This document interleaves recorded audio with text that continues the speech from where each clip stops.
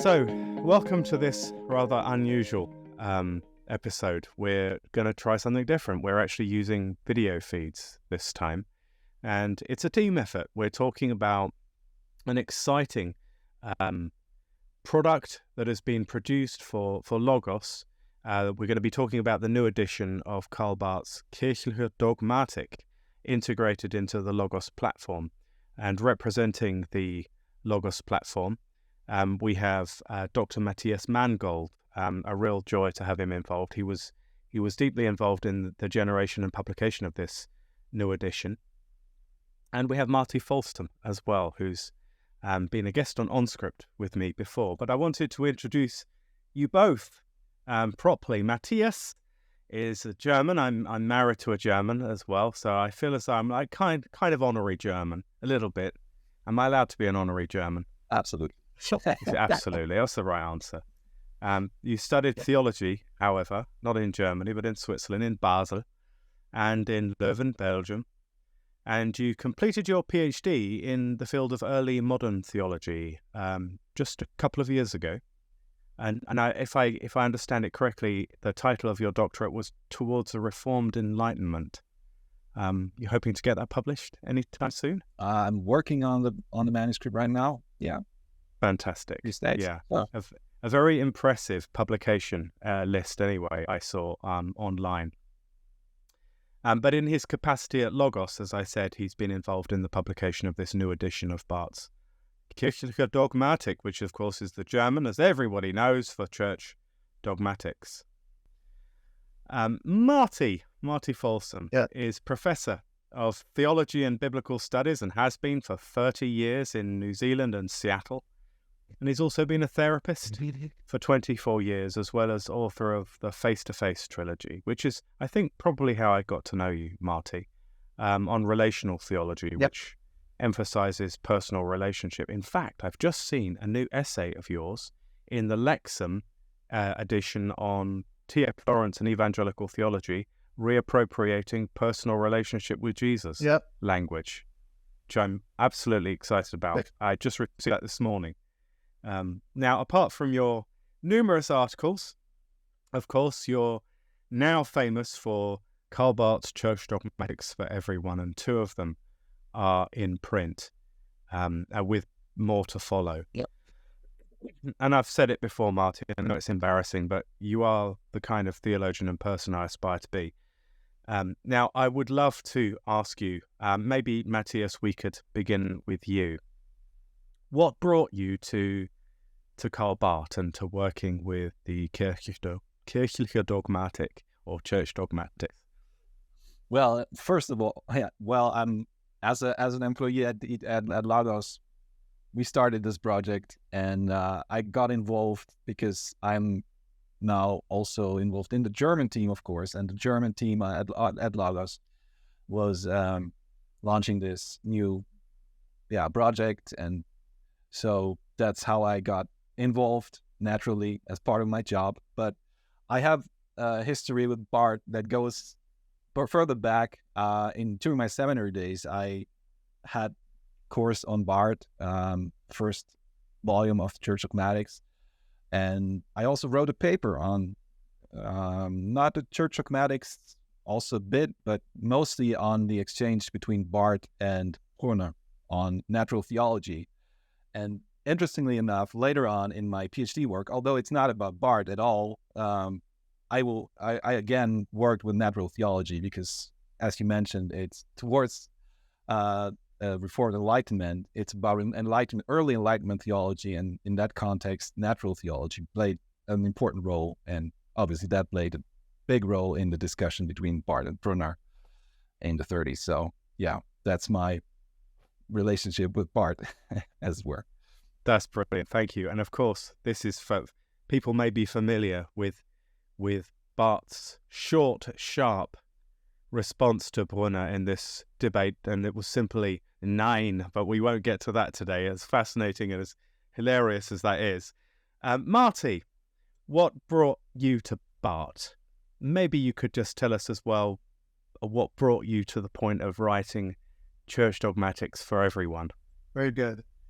So many decades ago, I began a journey asking the question, what does it mean to have theology that actually informs the nature of human relationships with one another and with God? Most of what was being written in the 90s, people were dismissing any language of the relational. I took a course from James Torrance at Fuller Seminary in Seattle, and he began to open up an understanding of the Torrance is obviously himself, but also the Torrance is indebted to Karl Barth. And so I began to read there and asked him, where would you suggest that I go to do a PhD to further my study of understanding a relational understanding of persons? And he said, well, of course, you must go to New Zealand and study with my son, Alan.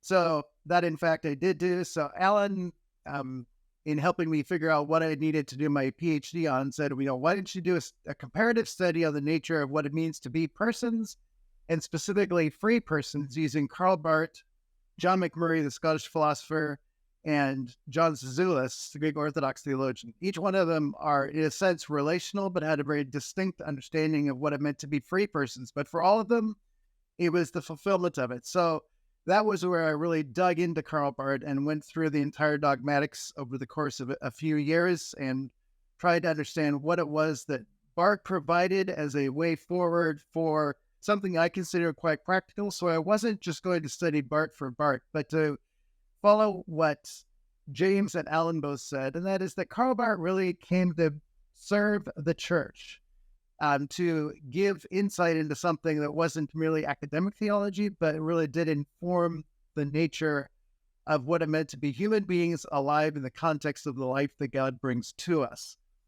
So with that kind of agenda and doing my doctoral work and really wanting that to be something that would be readable by people, I began my thinking of, how to be academic, but also make it available for everyday kind of language.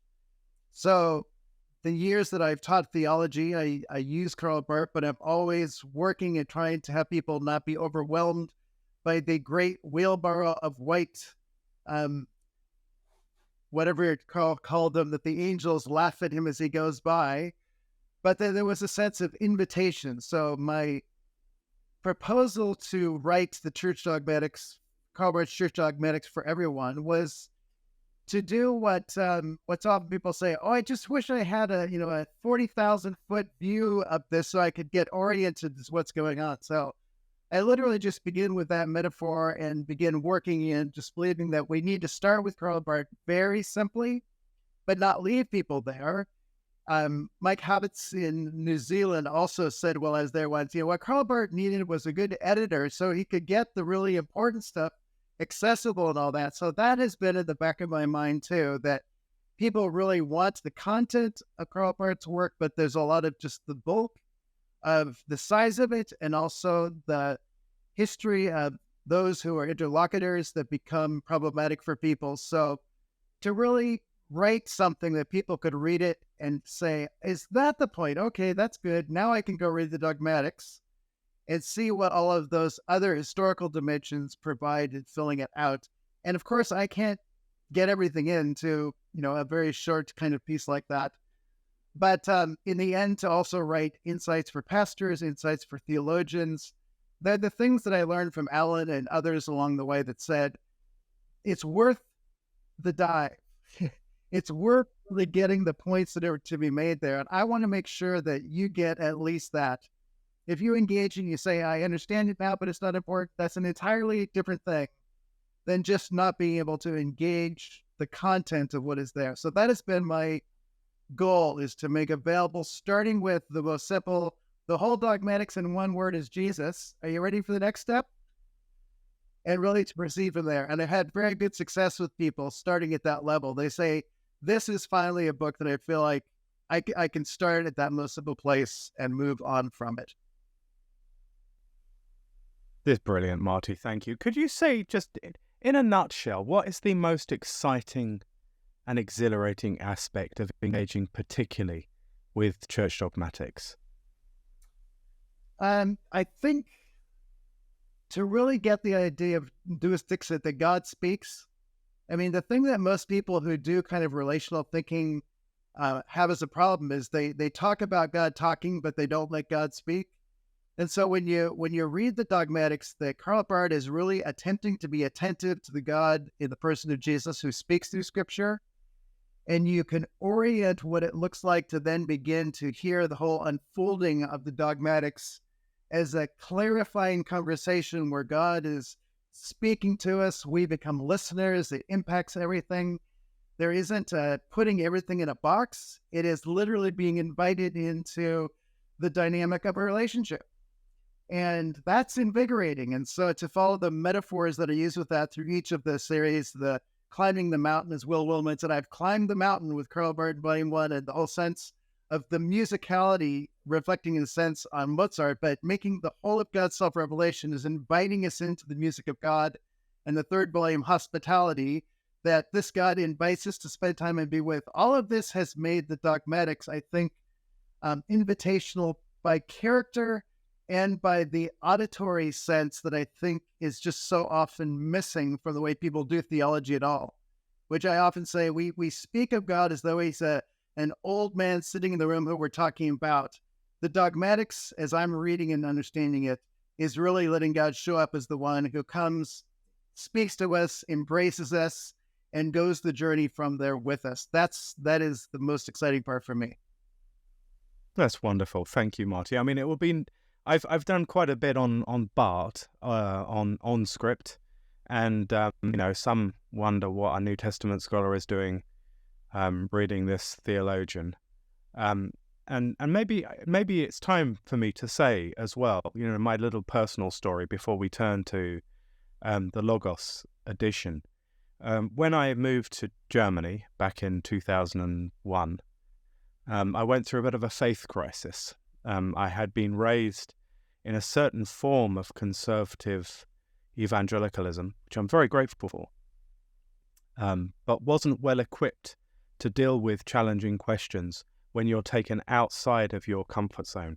You're surrounded by certain gatekeepers, and once you start to challenge those foundations, you can be left in a very dangerous place of existential threat to your very faith.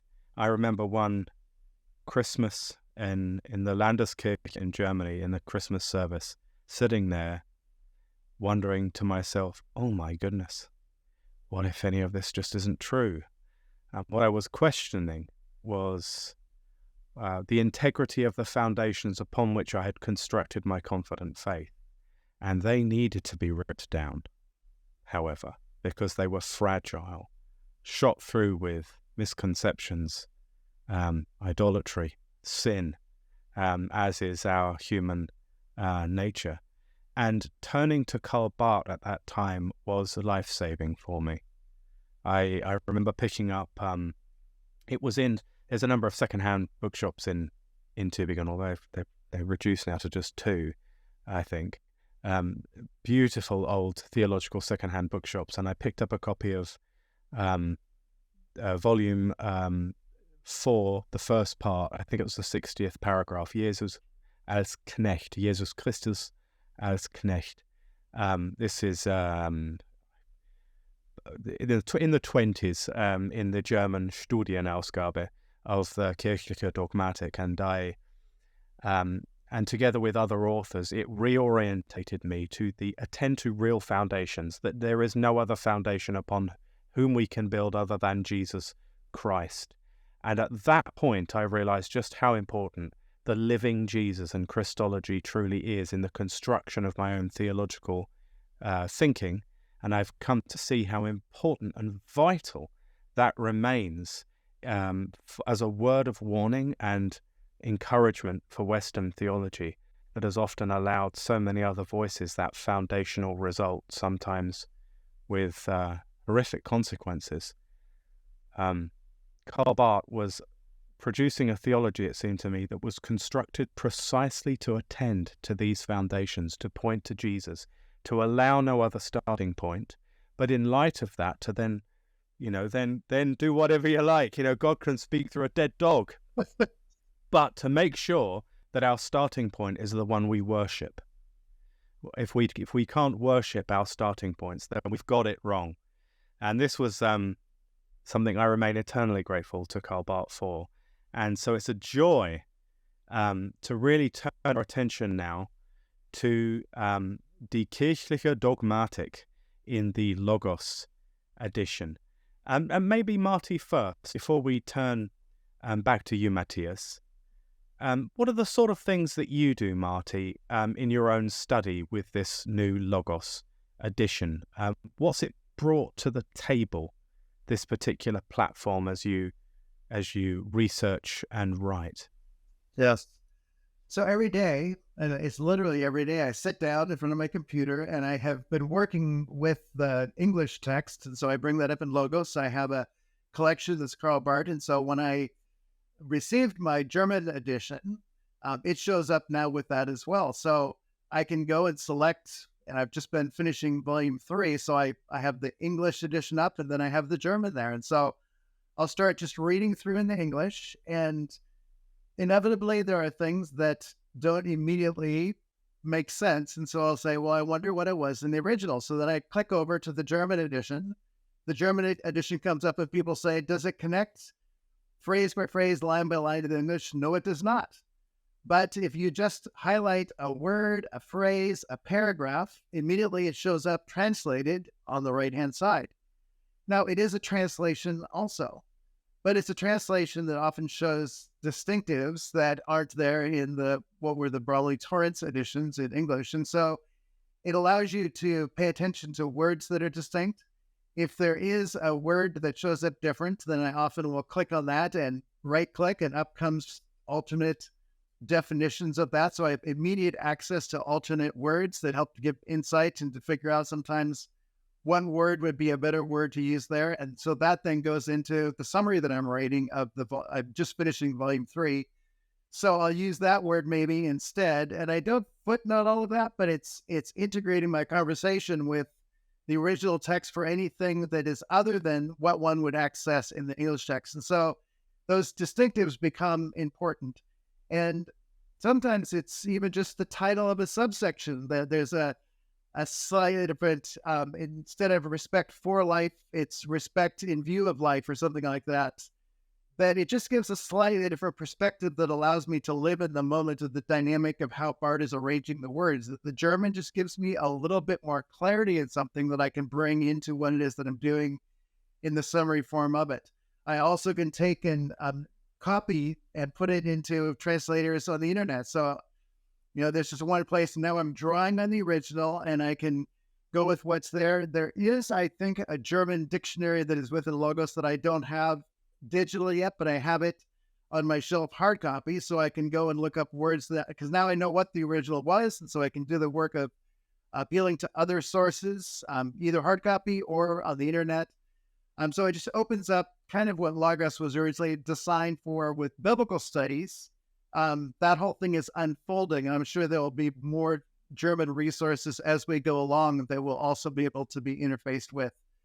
So the whole ability to do what people want to do in biblical studies of going back to the original languages, that's basically what I'm doing. And to say, they're all translations in English. If I were to do a translation, what is the material that I would work with? And sometimes there's not much different. Sometimes there is, and those are the gold mines. And sometimes for me, it's where Barth really gets into this mode of allowing the clarity of relation of what's going on with the words that are with the relation of Christ and the church. And I think somebody said to me, why are you writing Karl Barth's Church Dogmatic for everyone? The Dogmatics itself is for everyone. And I do think that is true, that the nature of what Karl Barth did originally was for everyone. And going back to the German, there are actually ways that, at least the way I'm reading it as I'm translating the German, I see nuances in the German that make it more accessible in a sense than what was done with the Torrance Bromley editions. And people have said that those need to be translated again anyway. Well, this gives you at least a chance to get back to the German and say, what was it they're working with and what tools can I use to do responsible reading and looking to see that I'm getting as clear of an idea as possible with that one look deeper at least, and maybe beyond that. And so every day I am looking things up in the German edition. There isn't a day that goes by where there isn't a phrase or a sentence that I go and am checking or getting clarity as to what is being said. And sometimes it really makes a difference between not understanding and understanding. I mean, it can be that significant. So I think that's probably it in a nutshell at this point. That's fantastic. Thanks for that. It raises the interesting question as well with copying and pasting chunks or paragraphs into. I mean, I wonder what AI translation is going to make of some of this as it develops. There's a can of worms is an expression. I don't know if you know what that one, Matthias, for Barth work, but yeah, I mean, maybe there'll be a Google AI translation of the Kirchliche Dogmatik on Amazon at some stage. Who knows, eh? Matthias, if you can share your screen, if you want to, it'll be great. If you want to show us the sort of things that we can do in Logos with the Kirchliche Dogmatik and how that can help us in our translation and more besides. Over to you. Yeah, thanks. Well, I hope you can see my screen now.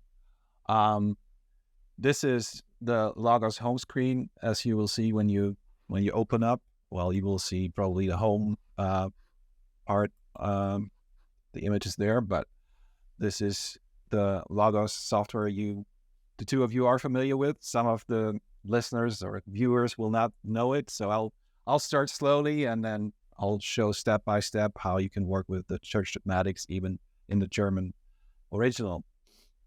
So some of the things Marty already mentioned, I will also show so that you have also the image to the words.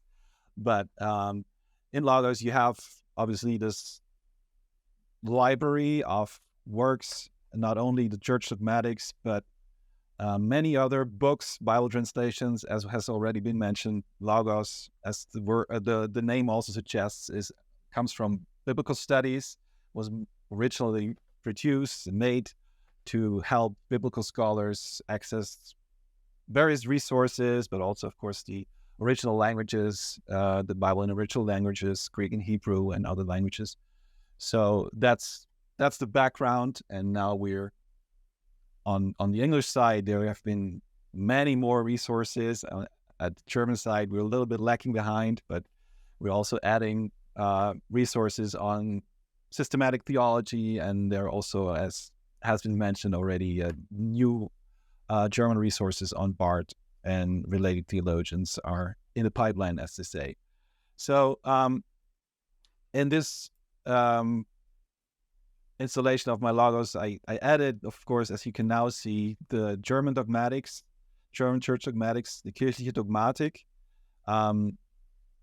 At Logos, we produce our resources based on the printed materials. So what you're looking now at is the Studienausgabe of the Church Dogmatics. Maybe that's I important. can't see that yet for some reason. It's just a blank that's image. Oh, I see. I'm sorry.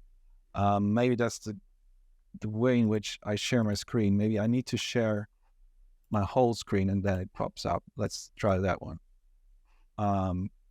Yes, now you can see. Boom. Boom. There we are.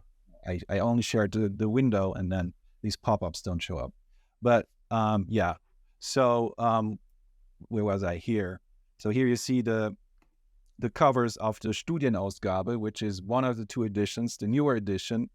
And on my shelf over here, you see the original edition. But we, at Logos, as I said, we produce all our resources based on the printed materials so that when, as a scholar, you want to reference it, you can actually reference the book while looking at the digital resource. So, yeah. And in addition to the Church Dogmatics, I added several other resources related to Barth. You will also find in our shop if you're interested. And there's just, plenty of books explaining the Church Dogmatics, dealing with various aspects of Karl Barth's life and thought. And among them are also 2 volumes by our other guest, by Marty. So this series, Karl Barth's Church Dogmatics for Everyone, is also available in Logos and is fully integrated into our system. So whenever you click on a reference Karl Barth's Dogmatics, you will be taken to the Church Dogmatics text. So, for instance, here there was a reference to certain pages, and then it opens up Church Dogmatics at exactly that place. But first thing first, let's just open the Church Dogmatics. Let's start maybe with the German edition. So if you type in the name, then you will see all the volumes that are related. These are, you can then just click on them, whatever you like. Let's just start with the first volume. So we'll add one. Let's see. Very good. Let's take this one. So this is volume 14 on the creature, das Geschöpf. And if you want to read that along with the English, then you have basically two options.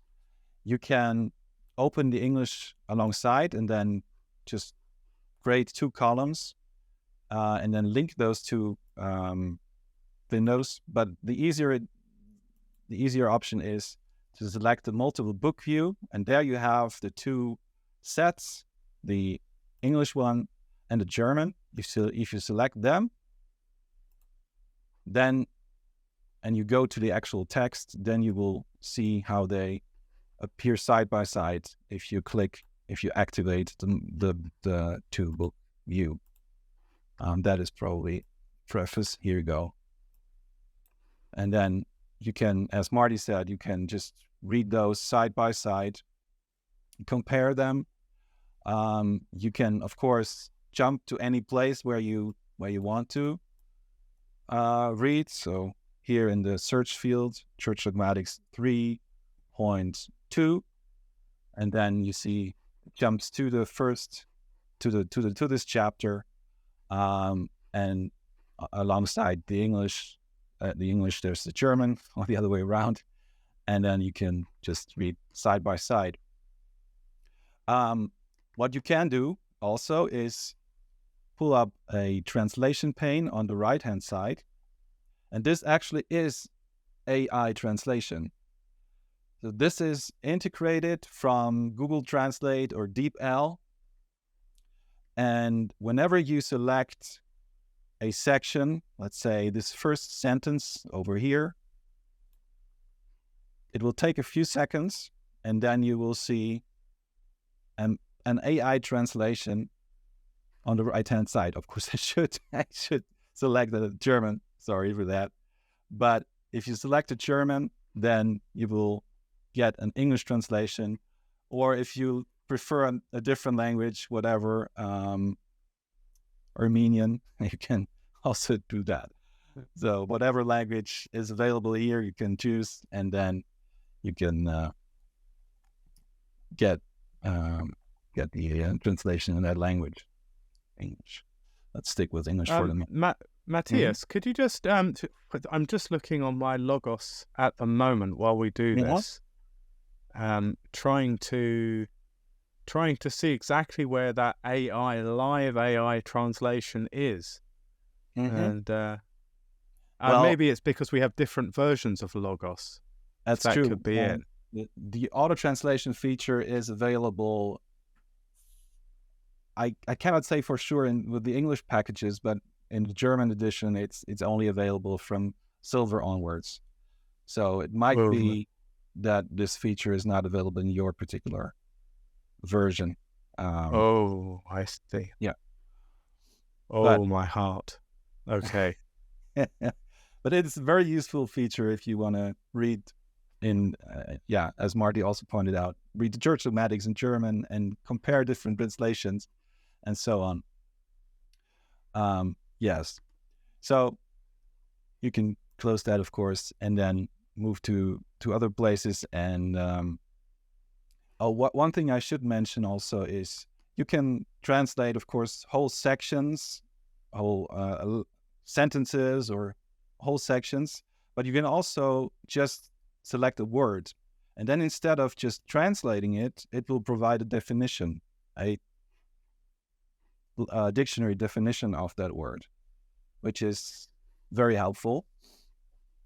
Speaking of dictionaries, we also have this, I don't know if that was the one you referred to, Marty, but we have this modern theological German dictionary in Logos, which I just put here, and I can pull it down there so we can still see the church dogmatics. And there you can also just search for words, say Schöpfer, and then you will get the definition in that dictionary.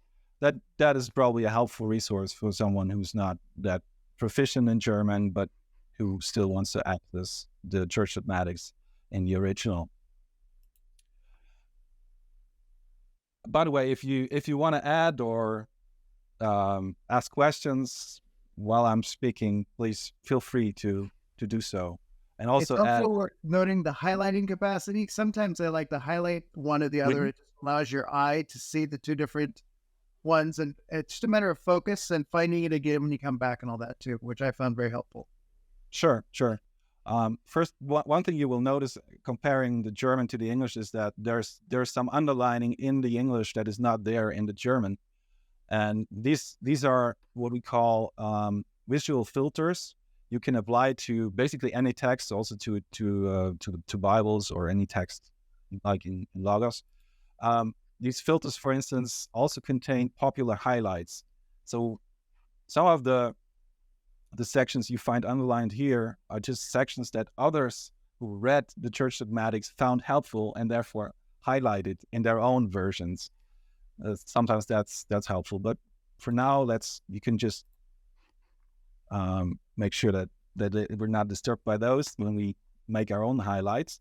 So you can just basically highlight whatever you like, selecting, and then just choose a color you would like.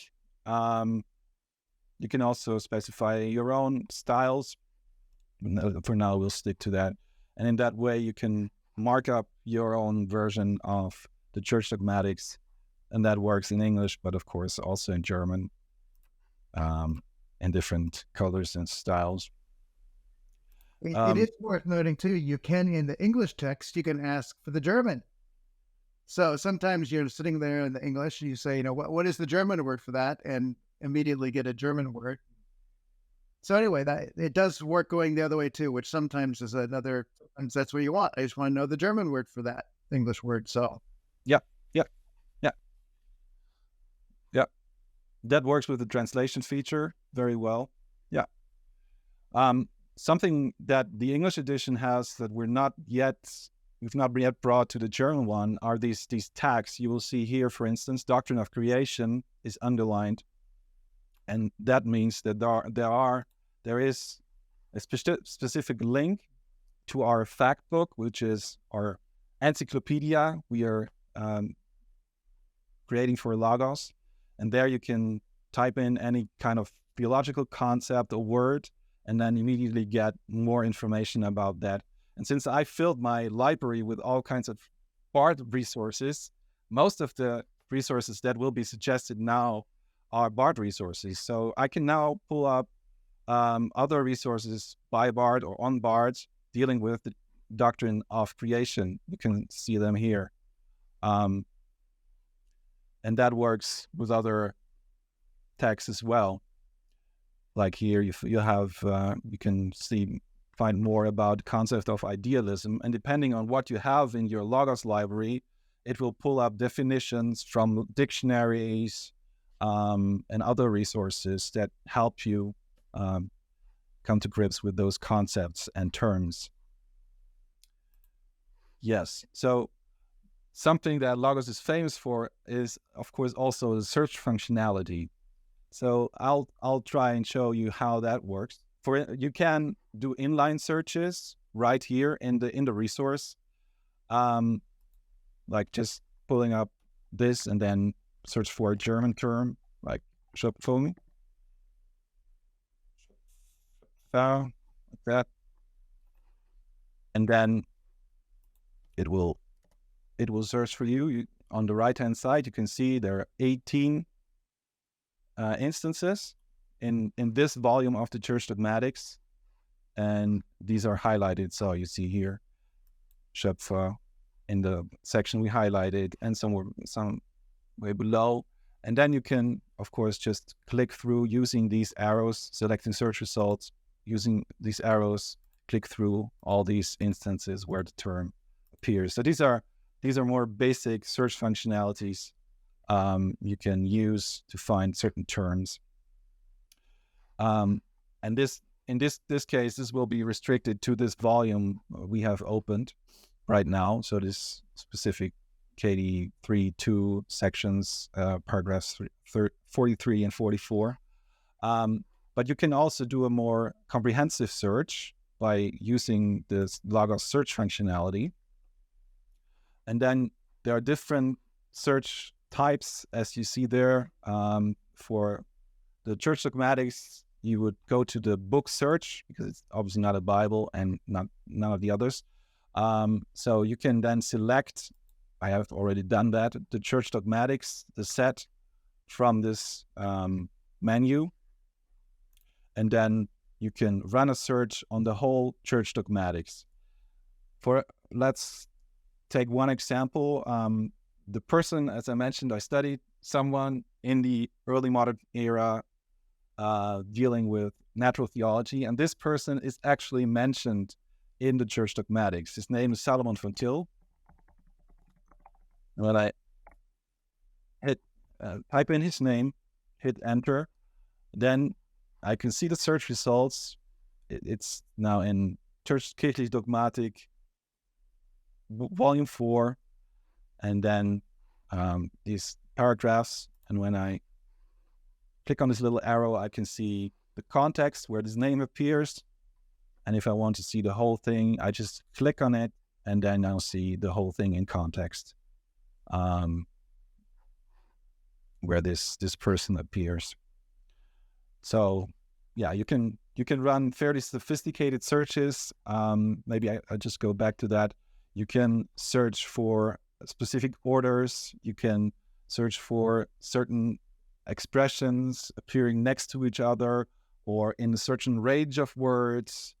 And there are specific search templates mentioned here. I've not tried that on the Church Dogmatics yet, but of course, if you select all of the words, then you can do that and like different God Schöpfer, for instance, and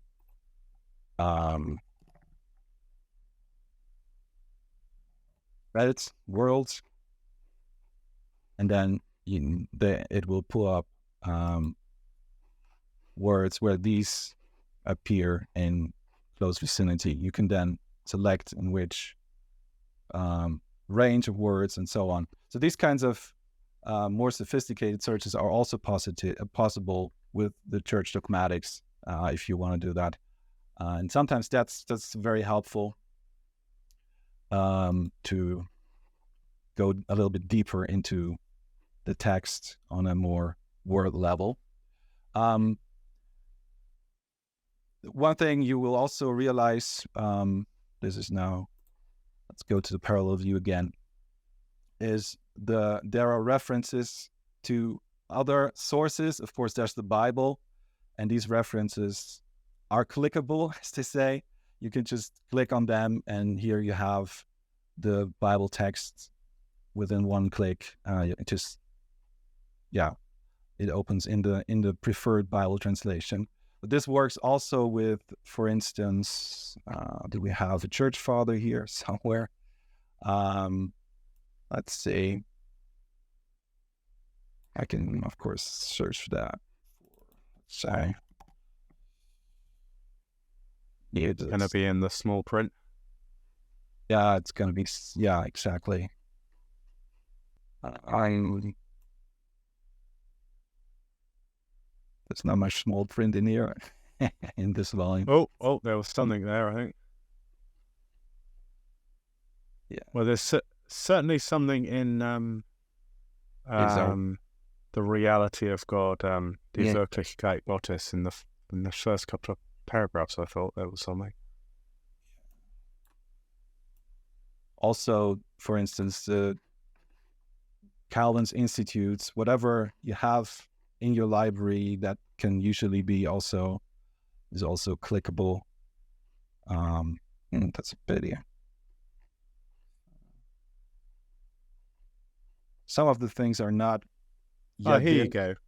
So die Erkenntnis Gottes, so fünftes Kapitel, paragraph 27, die Verborgenheit Gottes, the paragraph just before there, you've got references to Augustine, which would be a good example. Paragraph 27? Yes. In which volume? This would be in the seventh volume. So 2.1, paragraph 27. So this is in die Grenzen der Erkenntnis Gottes, and the very final paragraph of that section. Oh, and it'll be able to translate from the Latin, I presume. Yes, you can also translate from the Latin. Yeah, absolutely. Fascinating. But that we do need to say this is for silver, Logos silver. Well, you users. have to go to our website and see. There's an overview of the different packages, and then you will see which feature is included in which package, because there are differences between the German and the English feature sets. And for German, I know that it's there from silver onwards. In the English, of course, the Greek and much Latin simply has an asterisk that you click and it translates it. But sometimes there's French and other things that you can use the translation feature now and that. So sometimes I was stopped before by those that were not translated in English, but now you could use the translating feature for everything.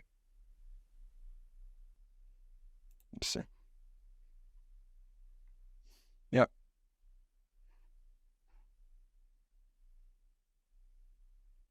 Anything else, Marty, you found helpful? I mean, I'm not using this on a daily basis, obviously, but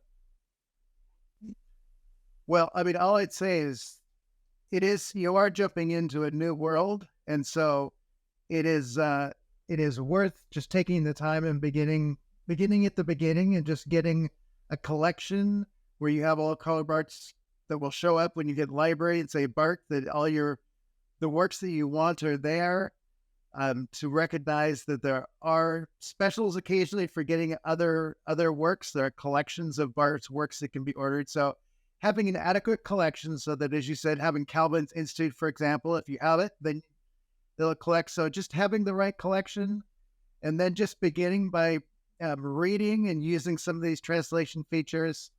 There are a number of things across the top in where you've been selecting that it's just worth going down and saying, when I click on a word, all the other times this word shows up also become highlighted. Things like that they're just little features, but when you see this word shows up once versus 100 times this paragraph, you go, wow, this is something important versus this is the only place. And so there's a lot of just exploring that one needs to have some endurance to get to those more complicated places. But even just to be able to, the reading group I was just in before this, we're reading through 3.1. So I have 3.1 up, and I can be reading in it, and I'm still on the Zoom talk, and I can have made notes. You can make notes, highlight, making notes for things, so you can click on those and the notes come up. So if you do interact with other people on Zoom, it makes the Dogmatics easy to find and move around in right there. So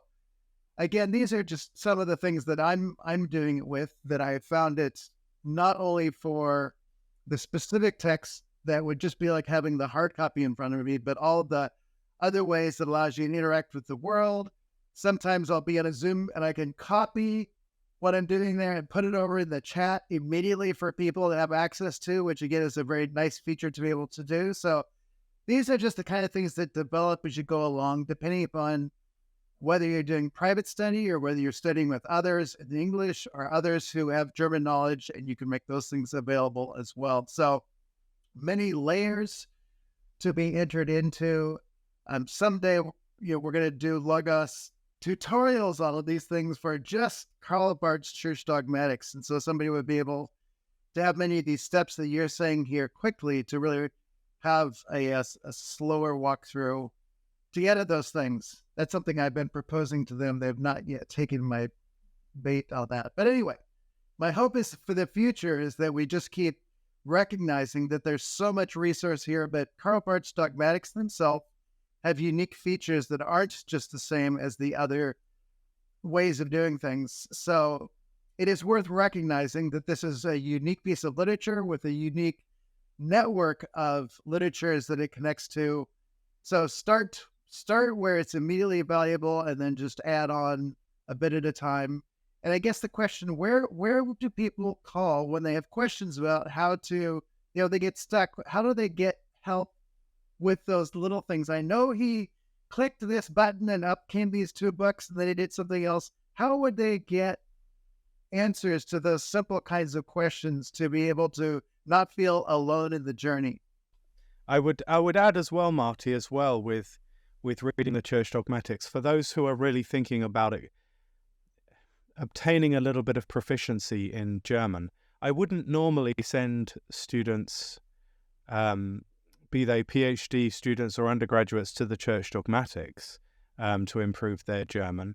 Well, until now, because there are parts where the German is straightforward, the sentences are shorter, and it's devotionally rich. It slows you down, and I find myself when I read some of those opening paragraphs, Gott ist ist in der Tat seine Offenbarung. God is who he is in the act of his revelation. This brings me joy, and I want to worship. But there'll be lots of other sentences, hot off the heels of that short sentence and others around it, that are difficult, frankly, even for Germans to wrestle with. But this gives you the tools to navigate the difficult parts while enjoying the easier, more simple sentences. It slows you down then, gives you confidence to navigate this delicious text and to worship the Lord as you do so. And again, everything you copy and paste is footnoted, which if you do much work on writing on Barth, the ability to copy and paste and have it footnoted immediately is of great value. Yes, I should have mentioned that. You're right. You could just copy and paste into a Word document or whatever word processor you would like.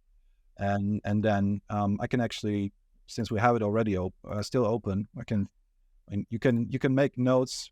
That's for sure. Also, here I have already notes.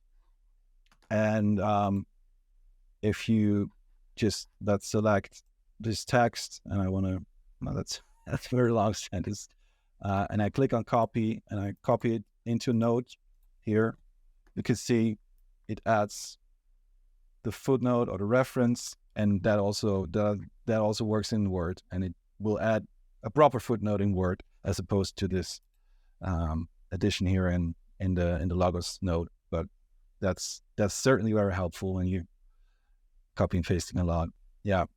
And I believe you can even set which reference style the footnote will take, can't you, within Logos? Yeah, absolutely. You can, if you use the settings over here, open the settings, and then there's Turabian and whatever style that is more common, Chicago Manual, MLA, whatever. Yeah. And then the reference will be formatted accordingly. Thank you, Matthias. Incredibly helpful, just to give us a taster of the things that can be done. I really wanted to hand over to Marty for a final word. I don't know if it's possible to unshare your screen. Oh, there you all are again. A goal, really, I hope, is to get people reading Church Dogmatics, Kirchliche Dogmatik, as I said at the start, changing church dogmatics certainly changed my life. And that's a cliche, but it certainly did. I ended up calling my son Carl for this very personal reason. But Marty, maybe could you give us a final flourish, a rhetorical flourish to finish this video together that would encourage those who are watching to give the church dogmatics a go as a way to point them to Jesus Christ? Yes. I think most people think of theology as a set of topics within a framework of thoughts, and they study each one and come away with definitions and descriptions. I've come to recognize that the church dogmatics it's a fluid, dynamic engagement with God. It really is a study that engages one in the God who is made personally present and invites us into a life together. And so it's not just that you're studying probably the greatest text of the last century, maybe the last 5 centuries back to Thomas Aquinas. It is a text that really invites us into theology as really coming to know the personal God who wants to be known and makes himself known in the person of Christ. So it is not merely academic. It is truly that avenue of opening up an engagement, of conversation, of knowing and being known, where we discover both who God is as well as who we are. And so the dogmatics is not just a text. It really is a unique invitation to understand God, not just theology as a discipline, but to really call theology to do the work it's supposed to do. And so when I say to people, what does the word theology mean? Most will say it's talk about God. And I said, what if we let God talk? What if God shows up speaking? And that is the underlying presumption that Barth has, is that God talks and we listen and then we respond, and then we're invited more deeply in knowing the one who wants to be known. So the church dogmatics are way beyond just a huge set of books that are difficult to read. They are a path that is not taken alone. Karl Barth is a guide in a sense, but he also makes sure that the voice of Jesus Christ is the voice that is truly heard, and through him to know the Father, and the Spirit who gives us the ears to hear. That's what I think the church dogmatics provide. And maybe we need a bit of German sometimes to help hear that, to hear it in its original language. The English is obviously worth engaging, but to recognize it is an ever-deepening adventure into life with the living God. And that is the hope that I think Barth had, that you wouldn't worship him, but the one who is revealed in and through this work. Beautiful. Well, thank you very much for joining me, chaps. Very grateful for your time. And this brings us really to the end of this little video, and I do hope that some of you are encouraged to pick up church dogmatics or even the Kirchliche Dogmatik as a result. You've been listening to On Script, delectable conversations on scripture and theology. If this episode has brought you inner peace or lit your biblical fire, please consider a small donation of just $2 or $5 per month. Information on how to donate can be found at onscript.study/donate.